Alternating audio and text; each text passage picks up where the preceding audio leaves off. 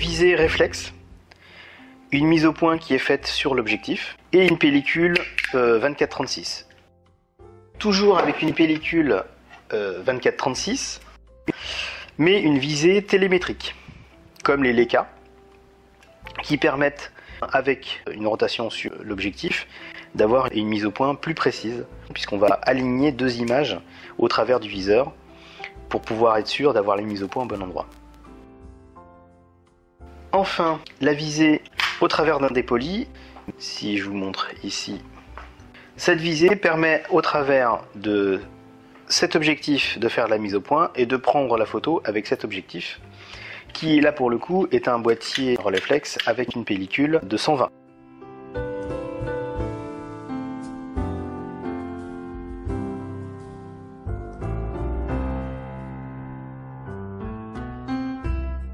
En 2005, j'ai fait un voyage aux États-Unis, à New York pour être précis, et j'avais emprunté un appareil photo à mon frère pour essayer de garder quelques souvenirs.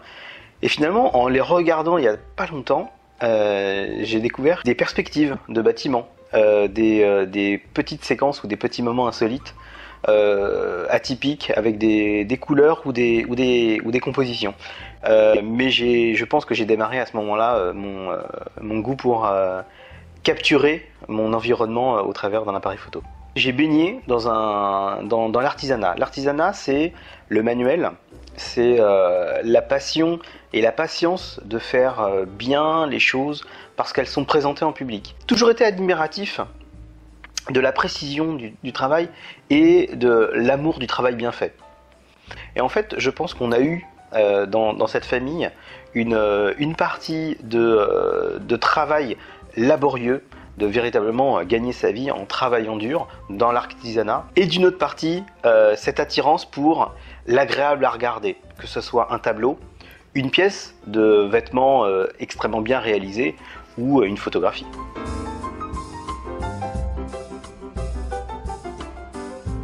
Et lorsque je suis dans la photographie de paysage ou de bâtiment, je vais prendre conscience, donc je vais échanger avec l'environnement pour essayer de prendre l'humeur, l'ambiance, des sensations au niveau de la photo. Et dans la photographie de paysage, je vais essayer de m'imprégner de l'environnement. Je vais rarement faire des photos d'un bâtiment ou d'un paysage de campagne sans avoir essayer de comprendre cet environnement et d'essayer de saisir ce qui m'a plu ou ce qui me plaît dans ce bâtiment ou dans ce paysage. J'ai évolué parce que techniquement j'ai pris le temps de me former, d'apprendre la partie purement technique, les règles de cadrage, les règles d'exposition, les règles de vitesse. Toutes ces règles-là qui sont accessibles à une majeure partie des gens font que la photo peut se réaliser. Après, derrière, lorsqu'on parle de projet photographique, lorsqu'on parle d'une série, on compose la série non pas pour ma part au hasard, mais en construisant à partir d'une photo ou de 2 ou 3 photos qui ont un fil conducteur, et je vais essayer d'exprimer et je vais essayer de rechercher ce fil conducteur, et donc je vais construire ma série autour de ça. Il peut y avoir une philosophie, il peut y avoir une idée, il peut y avoir une originalité, il peut y avoir une sensation. Il y a un côté aussi un peu perfectionniste, c'est-à-dire que certaines séries que j'ai réalisées sont allées rechercher la beauté de certaines lignes, de certains mouvements, de certaines couleurs qui ont une force en elles-mêmes. C'est-à-dire que finalement, la photo n'a de force que par son sujet. La prise de la photo, la technique, n'a été que le moyen. Après, c'est la recherche du sujet et la recherche de la pureté de certaines lignes ou la complexité de certains plans.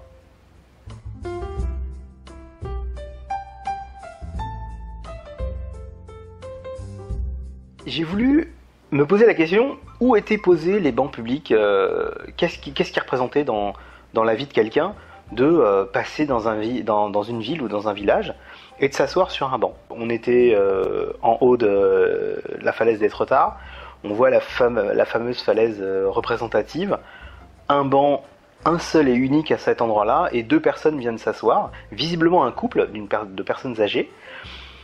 Ils s'assoient, on sent qu'ils sont ensemble, mais il y a un certain isolement de l'un et l'autre. C'est une parenthèse, un moment dans une journée, dans une vie même parfois, de s'asseoir et de contempler le paysage. Il y a différents paysages. On peut être sur un port avec un paquebot qui passe devant soi.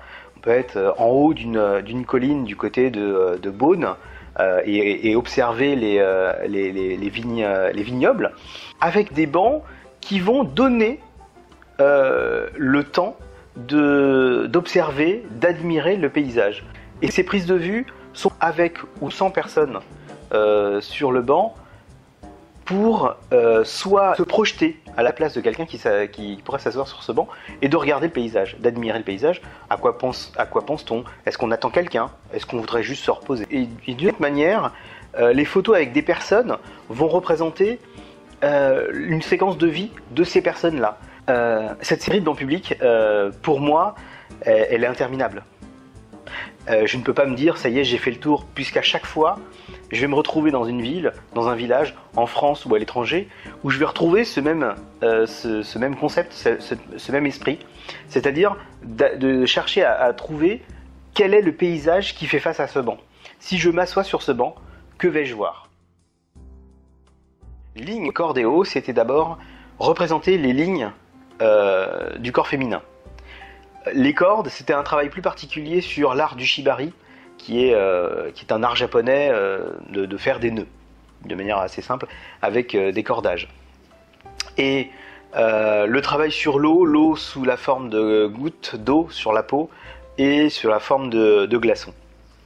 Ce processus créatif, il a été laborieux. On a travaillé sur des croquis, on a travaillé sur des réalisations en studio, avec de la lumière, avec beaucoup de lumière, très peu de lumière, avec certains plans, et puis la séance photo en elle-même. La séance photo qui a duré une partie 2 heures une journée, et une autre partie avec les cordes qui a duré plus de 3 heures.